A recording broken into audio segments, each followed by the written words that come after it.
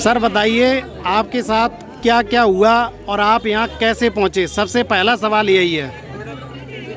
देखिए, आप सभी जानते हैं बहन गीता कश्यप के साथ में कितना अन्याय हुआ है। हमारी बहन की जो है रेप करके हत्या कर दी गई और इसमें जो जब उसका पोस्टमार्टम हुआ तो उसके पोस्टमार्टम की रिपोर्ट भी जो है चेंज करा दी गई यहाँ के भोगांव के विधायक गंगोत्री ने, क्योंकि जो बलात्कार करने वाला है वो उसका नाती है विधायक का, और जाहिर सी बात है जब वो उसका नाती है तो बचाने की तो वो बात करेगा ही। यहाँ पर बड़े बड़े मंत्री नेता आए, सबको पुलिस प्रशासन ने आश्वासन दिया है कि तीनों लोग जेल जाएंगे, और इसी आधार पे इस आश्वासन को लेकर हमारे समाज के जितने भी मंत्री नेता हैं वो यहाँ से चले गए। ये विश्वास की बात है। पुलिस प्रशासन से हमने उम्मीद लगाई, हमारे समाज के मंत्री नेताओं ने लगाई, लेकिन पुलिस प्रशासन अपनी वादों पर खरा नहीं हुआ। उसके बाद जैसे मुझे पता लगता है, मुझे बुलाया गया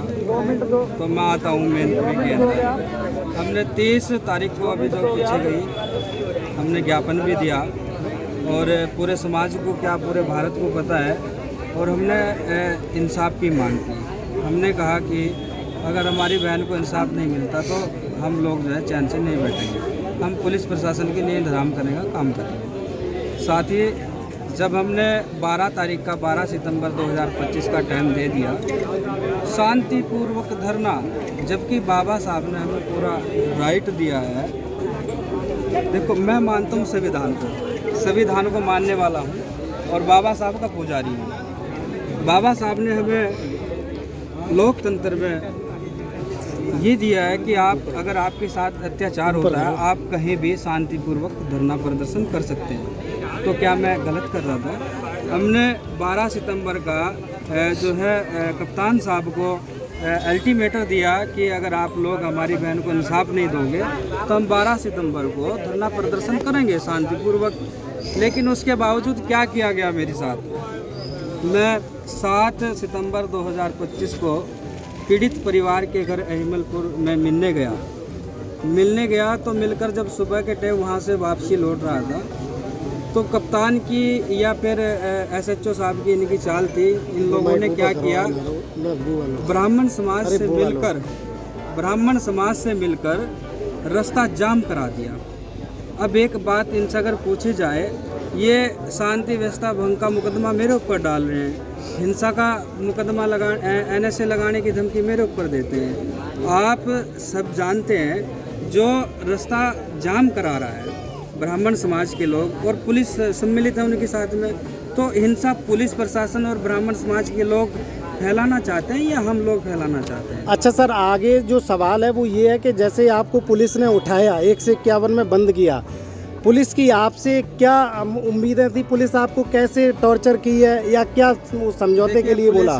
थाना SHO बेवर द्वारा और किसनी SHO द्वारा बहुत जाति शब्द भी बोले गए, और ये कहा गया कि अगर तूने गीता कश्यप की आवाज़ उठाई तो तुम लोग पानी भरने वाले लोग हो और तुम्हारी औकात नहीं है कि तुम जो यहाँ अधिकारियों के ऊपर चिल्लाओ या अधिकारियों को हुक्म चलाओ।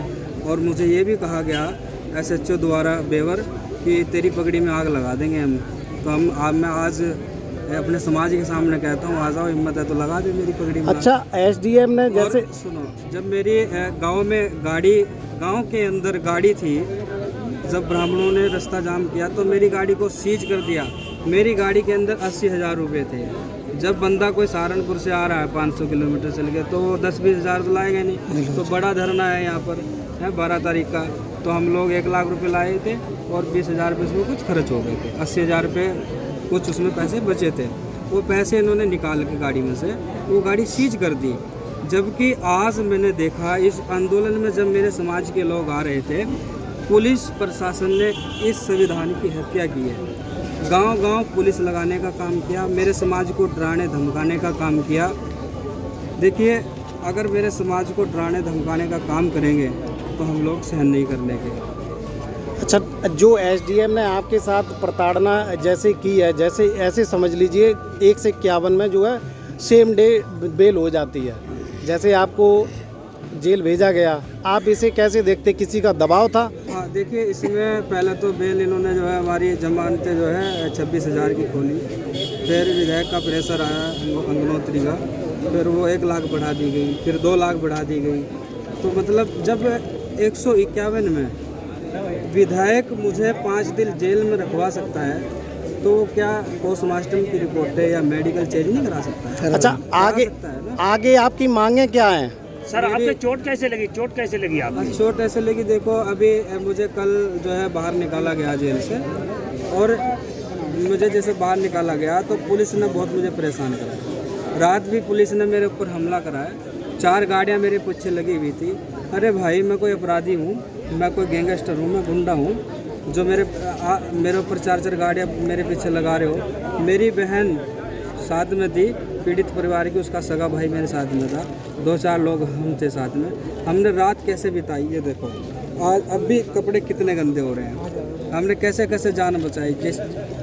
भागना इसलिए पड़ा कि पुलिस ने मुझे धमकी दे रखी NSA लगाने की, और जो है अफीम, गांजा, गुंडा एक्ट, ये सारे मुकदमे लगा करके फर्जी तुझको जेल में डाल देंगे, ऐसी धमकी मुझे दे रखी थी। इसलिए मुझे पुलिस से भागना पड़ा और मेरे पैर में फ्रैक्चर भी आ गया।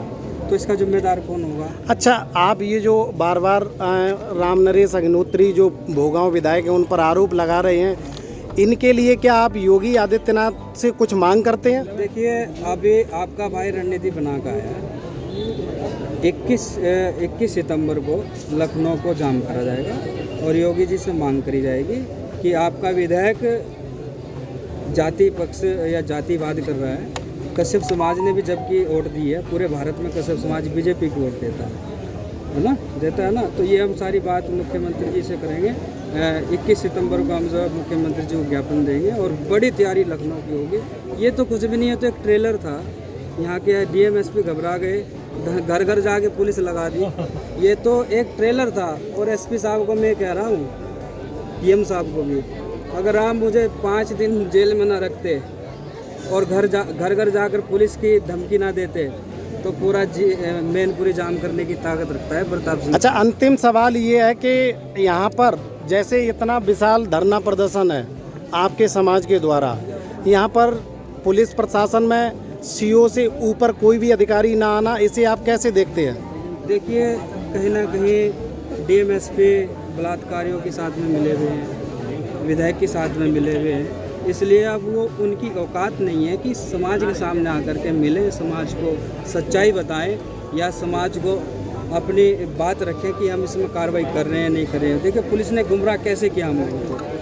अखबार हो किसी के पास, अखबार में निकाल दिया कि दूसरा आरोपी पकड़ लिया, दूसरा आरोपी गिरफ्तार कर लिया, अखबार में निकाल दिया, लेकिन वो गिरफ्तार तो कर लिया, उसको जेल नहीं भेजा, पुलिस ने पता नहीं कहाँ छुपा दिया। तो ऐसे अखबार वालों के लिए भी कोई मांग रखते हैं क्या? ऐसे अखबार वालों के लिए जब 21 सितंबर को हम जो है योगी जी से मिलेंगे, ज्ञापन देंगे, उनके खिलाफ भी उनका भी लिखेंगे कि ऐसे अखबारों के लाइसेंस रद्द किए जाएं जो पैसे से चलते हैं, पैसे से बिकते हैं और उनकी औकात तो नहीं होती सच्चाई लिखने की, है ना। तो सर आगे क्या रणनीति होगी कि हाँ, यहाँ जो कार्य हो रहे हैं, जिस तरीके से अधिकारी लोग आ नहीं रहे हैं, तो क्या अधिकारी आगे तक आपके साथ रहेंगे या नहीं रहेंगे? देखिए, ये तो एक हमने जो पूर्व में कहियो ऐसे ही भोगांव विधायक हमने चैलेंज करा था कि हम यहाँ पर धरना धर के दिखाएंगे, भले ही जेल ना हो जाए और जेल काट के भी आए। हमने धरा है और मैं अपने समाज का बहुत बहुत धन्यवाद करता हूँ, अपने समाज के मंत्री नेताओं का, अपने समाज के सामाजिक संगठनों के राष्ट्रीय अध्यक्ष और उनके सभी कार्यकर्ता यहाँ पर पहुँचे। दिल की गहराई से मैं उनका धन्यवाद करता हूँ कि आज अपने समाज की बेटी के लिए एक हुए हैं।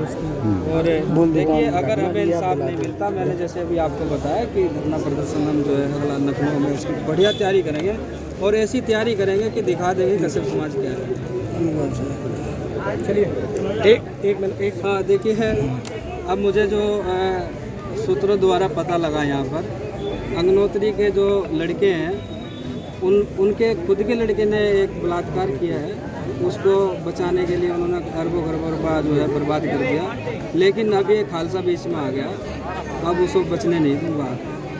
अग्नोत्री ने जो है अंदर की सूचना है मुझे भी मारने की धमकी दी है भोगांव विधायक ने कि इसको मार देंगे, अगर ये चुप नहीं बैठा इसको मार देंगे। लेकिन मैं कहता हूँ कि भाई पाला खींच कर जाओ, हैं धोखे से तो मार ही दोगे आप। अगर दम है तो पाला खींच कर जाओ, बता देंगे। 26 करोड़ की जनसंख्या में पूरे भारत में आवाज़ करते हैं। 26 करोड़ ना तो पूरे भारत के पास पुलिस है, ना फोर्स है, और ना ब्राह्मण इतने हैं। अगर 26 करोड़ समाज रोड पर निकलेगा तो पता लगेगा। हम अपने संविधान की हत्या नहीं होने देंगे। हम अपने संविधान को अपने गले से, अपने सीने से लगा के रखते हैं। आज बाबा साहब की देन है जो आज हम यहाँ बैठे हैं, अपनी आवाज़ को रख रहे हैं, लेकिन इसकी हत्या करने का ये लोग काम करते हैं। अच्छा, एक सवाल ये भी बनता है कि देखिए यहाँ पर महिलाओं की पीड़ा को सबसे ज़्यादा अच्छे तरीके से कोई समझ सकता है तो महिला समझ सकती है। यहाँ से आदरणीय डिम्पल यादव जी महिला सांसद हैं, तो महिला सांसद होने के नाते डिम्पल यादव जी ना तो पीड़ित परिवार से मिली हैं, ना ही अभी तक उनके द्वारा कोई बयान आया। इसे आप कैसे देखते हैं? इसे यही है कि आज तक हमारे 70, 78, 79 साल हो गए देश को आज़ाद हुए। जितनी भी पार्टियां आई, चाहे वो समाजवादी हो, बीजेपी हो, कांग्रेस हो, सपा बसपा, कोई भी हो, सभी ने हमारे लोगों का यूज किया। अभी जब चुनाव का टाइम आएगा वो दर दर ठोकरा खाएंगे वो, और जो है वोट मांगने का काम करेंगे। मैं बस वो ये जो जितनी भी पार्टियां हैं लास्ट एक मिनट, ये जितनी भी पार्टियां हैं सिर्फ हम कश्यप समाज को वोट के लिए यूज करती हैं, लेकिन दुख में कोई पार्टी हमारा साथ नहीं देती। और मैं इनसे ये भी कहना चाहता हूँ कि भारतीय कश्यप सेना अब तैयार हो चुका कश्यप समाज के अंदर। हमें किसी मंत्री नेताओं की ज़रूरत नहीं है। मेरे युवाओं में, मेरे समाज में इतना खुद का दम है कि अपना बदला खुद लेना है। ठीक है, धन्यवाद बात करने के लिए। कश्यप समाज।